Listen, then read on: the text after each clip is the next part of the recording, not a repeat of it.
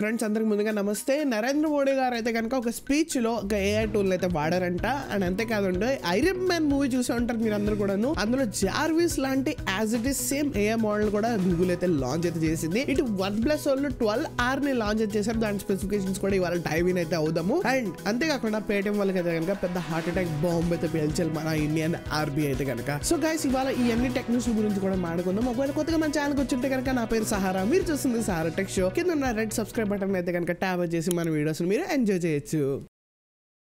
కాశీ తమిళ సంగమం event వారణాసిలో జరిగింది కదండి. సో అక్కడ స్పీచ్ మొత్తం అంతా కూడా నరేంద్ర మోడీ గారు హిందీలో అయితే ఇచ్చారనమాట. కానీ ఆడియన్స్ కి తమిళ్లో వినపడింది. వాళ్ళు ఇయర్ ఫోన్స్ పెట్టుకుని మొత్తం తమిళ్లో నరేంద్ర మోడీ గారి స్పీచ్ విన్నారనమాట. ఇదంతా కూడా భాషిని అనే ఒక ఏఐ టూల్ ద్వారా పాసిబుల్ అయితే అయింది. భాషిని అనేది ఇప్పుడు మనకి మినిస్టర్ ఆఫ్ ఐటీ ఉంది కదా, గవర్నమెంట్ సెంట్రల్ గవర్నమెంట్ ద్వారా నుంచి వచ్చిన ఇనిషియేటివ్ అనమాట. సో బేసికల్ ఏంటంటే ప్రతి ఒక్క ఇండియన్ కి ఏంటంటే ఇది అవైలబుల్ గా యాక్సెస్ గా చేద్దాం అనుకుంటున్నాం అని చెప్పేసి ఇది first AI tool first meeting నేను ఎలా చేస్తున్నానని చెప్పేసి నరేంద్ర మోడీ గారు ఆ స్పీచ్ లో చెప్పడం అయితే జరిగింది. ఇప్పుడు భాషని టూల్ గురించి మాట్లాడుకుంటే కనుక మనకి మల్టిపుల్ రీజనల్ లాంగ్వేజెస్ ఉంటాయి కదా. ఈ రీజనల్ లాంగ్వేజెస్ ట్రాన్స్లేషన్ అండ్ అలాగే కాన్వర్సేషన్స్ అన్ని కూడా ఇది కన్వర్ట్ చేసిద్ది అనమాట. ఇది నార్మల్ యాప్ అయితే కాదు, ఏఐ డ్రివెన్ యాప్. సో మనకి యాక్యురసీ రిజల్ట్స్ అన్ని కూడా చాలా బాగుంటాయి. అండ్ మనం కూడా దీని నుంచి కాంట్రిబ్యూట్ చేయొచ్చు అనమాట యాజ్ అన్ ఇండియన్ కింద. భాషని ఇప్పుడైతే కనుక ప్రెసెంట్ 100% అంత యాక్యురసీ లేదు, కొంచెం తేడాలు అయితే ఉన్నాయి. సో అది టెస్టింగ్ ఫేజ్ లో కూడా ఉందన్నమాట. పబ్లిక్ కి అవైలబిలిటీ అయితే ప్రెసెంట్ అయితే లేదు, అప్పుడప్పుడు వదులుతున్నారు, అప్పుడప్పుడు క్లోజ్ చేస్తున్నారు. నేను వెబ్సైట్ లో చెక్ చేసిన at the time of recording available అయితే లేదనమాట. కానీ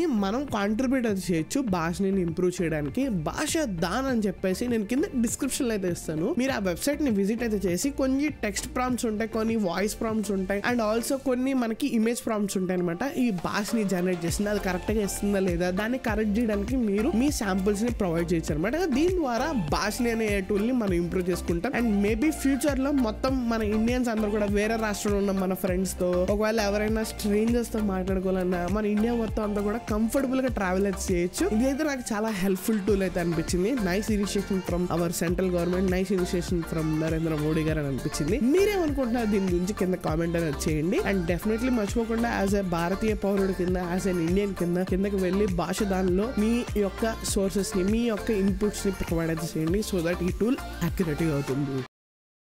ఐరన్ మ్యాన్ మూవీలో చూసినట్టుగానే జార్విస్ లాగా యాజ్ ఇట్ ఈస్ దింపినట్టు అనిపించింది అనమాట నాకు ఏఐ టూల్ చూసిన తర్వాత. ఇదైతే వచ్చేసి దీని పేరు జెమినీ అనమాట. ఇది గూగుల్ ఏఐ అండ్ అలాగే గూగుల్ డీప్ మైండ్ ద్వారా డెవలప్ అయితే చేయబడింది అనమాట. బేసికల్లీ ఇది ఒక లార్జ్ లాంగ్వేజ్ మోడల్ అని చెప్పుకోవచ్చు. టెక్నికల్ స్టఫ్ గురించి కాసేపు పక్కన పెట్టేద్దాం.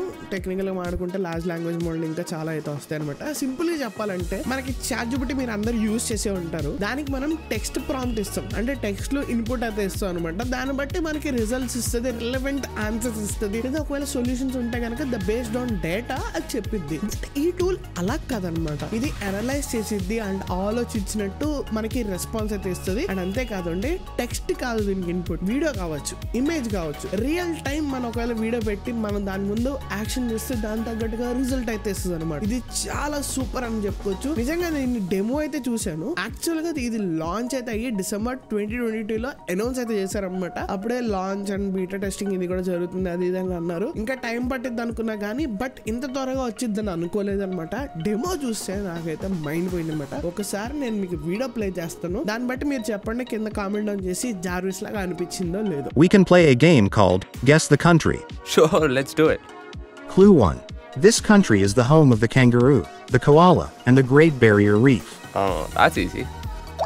చూసారు కదా ఫ్రెండ్స్. అండ్ ఇదే కాకుండా ఇది చాలా యూజ్ కేసెస్ లో వర్క్ అవుతుంది అనమాట. నేను చాలా అయితే లిస్ట్ అయితే ఇచ్చారు వీళ్ళు, అందులో కొంచెం షార్ట్ చేసుకుని పెట్టుకున్నమాట. అది మీకు చదివి చూపిస్తాను. ఇప్పుడు ఇది మనకి టెక్స్ట్ ఫార్మాట్స్ చేయగలుగుతుంది, పోయమ్స్ చేయగలుగుతుంది, కోడ్ రాసిద్ది, స్క్రిప్ట్స్ రాసిద్ది, మ్యూజికల్ పీసెస్ రాసిద్ది, ఈమెయిల్స్ రాసిద్ది, లెటర్స్ రాసిద్ది, మనం వేసిన ప్రతి క్వశ్చన్ కి ఆన్సర్ చేసిద్ది, challenges and also strain question ఇవ్వడం, ఒకవేళ ఏమైనా కాంప్లెక్స్ సిచ్యువేషన్ ఇస్తే దాన్ని అనలైజ్ చేసి ఇవి యూజ్ కేసెస్ వీళ్ళు అనుకుంటున్నారు అనమాట. ఇంకా ఫ్యూచర్ లో ఇంకా యూజ్ కేసెస్ పెడతాయని చెప్పేసి చెప్తున్నారు అనమాట గూగుల్ వాళ్ళు అయితే కనుక. మీకే అనిపించిన ఏఐ టూల్ గురించి కింద కామెంట్ అయితే చేయండి.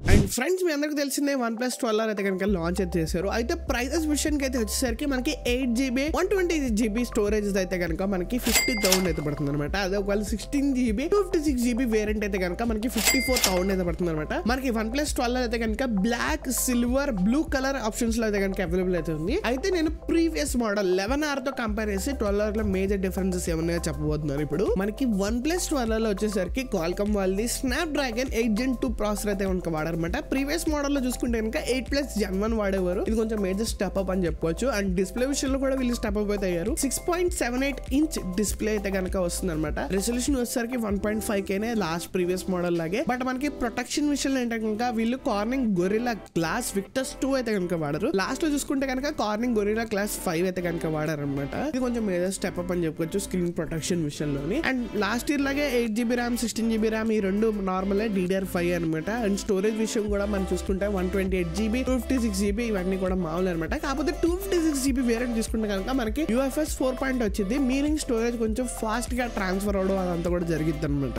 అండ్ కెమెరా విషయానికి వచ్చేసరికి as it is previous model దింపేశాడు. 50 మెగాపిక్సెల్ మనకి మెయిన్ కెమెరా ఉంటుంది. And 8 megapixel ultra wide camera and అలాగే 2 మెగాపిక్సెల్ మ్యాక్రో లెన్స్ అయితే కనుక వచ్చింది అనమాట. Back side triple camera same as it is దింపేశాడు. అండ్ ఫ్రంట్ విషయానికి వచ్చేసరికి 16 మెగాపిక్సెల్ కెమెరాలో ఎటువంటి చేంజ్ అయితే లేదనమాట. ఒకవేళ మీరు కెమెరా గురించి చూసుకుంటే కనుక 11R నుంచి 12R కి అసలు మీరు అప్గ్రేడ్ చేయక్కర్లేదు. ఒక ప్రాసెసర్ విషయంలో మీరు అప్గ్రేడ్ చేయాలి, ఒక డిస్ప్లే విషయంలో మీరు అప్గ్రేడ్ చేయాలి. అండ్ అంతేకాకుండా మనకి బ్యాటరీ విషయంలో అనమాట. బ్యాటరీ విషయానికి వచ్చేసరికి మనకి 5500 mAh అయితే ఇచ్చారు. ప్రీవియస్ మోడల్ లో 5000 mAh అయితే ఇచ్చారు అనమాట. సేమ్ మనకి 100W సూపర్ వోక్ ఛార్జింగ్ అయితే కనుక ఇచ్చారనమాట. ప్రీవియస్ మోడల్ లాగే యాస్టిస్ అయితే ఉంది.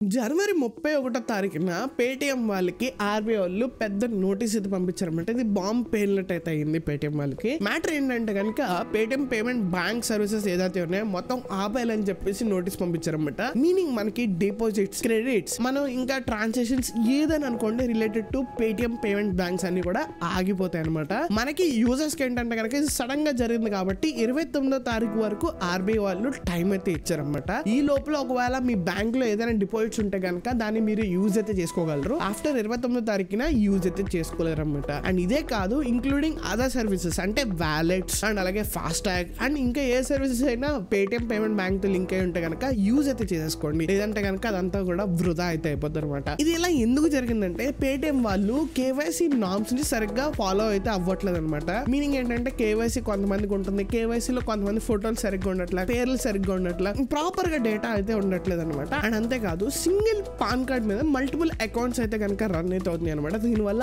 Money laundering concerns and issues అయితే కనుక రైజ్ అవుతున్నాయి అని చెప్పేసి ఆర్బీఐ వాళ్ళు ఈ నోటీస్ అయితే కనుక పంపించారు. మరి దీని నుంచి పేటిఎం ఏ విధంగా కంబ్యాక్ అవుతుందో మరి చూడాలి. పేటిఎం యాప్ బ్యాన్ అయిపోయిందని అనుకుంటున్నారు చాలా మంది. యాప్ అయితే బ్యాన్ అయితే అవ్వలేదు. వీళ్ళు పార్ట్నర్ అయి ఉన్న బ్యాంక్స్ నుంచి మనం యూపీఐ ట్రాన్సాక్షన్స్ అయితే చేయొచ్చు. మనం లింక్ చేసుకుని కూడా మన ఎస్బీఐ అకౌంట్ కానీ మన యాక్సిస్ బ్యాంక్ కానీ లింక్ అయితే చేసుకుని మనం పేటిఎం ద్వారా మనం యూపీఐ ట్రాన్సాక్షన్ అయితే చేయొచ్చు. దానికి ఏం ప్రాబ్లం అయితే లేదు. And movie ticket booking and also bus ticket bookings ఇవన్నీ కూడా వర్క్ అవుతాయి అనమాట. కేవలం wallets and Paytm payments banks deposits credits transactions and also FASTags and ఇతర సర్వీసెస్ లింక్ ఏదైతే ఉన్నాయో అవి వర్క్ అవ్వనమాట. సో ఒకవేళ ఉంటే కనుక వెంటనే ఖాళీ అయితే చేసేసుకోండి. సో అది గైస్ ఇవాల్టి టెక్ న్యూస్ అనమాట. ఎలా అనిపించిందో కింద కామెంట్ డౌన్ చేయండి. అండ్ ఛానల్ కొత్తగా వస్తే కనుక సబ్స్క్రైబ్ చేయడం మటుకు మర్చిపోద్దు. ఇవాళకి ఇంతే. మళ్ళీ మరొక టెక్ న్యూస్ లో అయితే కలుసుకుందాం. అంటే టేక్ కేర్ బాబా. This you bye Sara signing off from Sara tech show.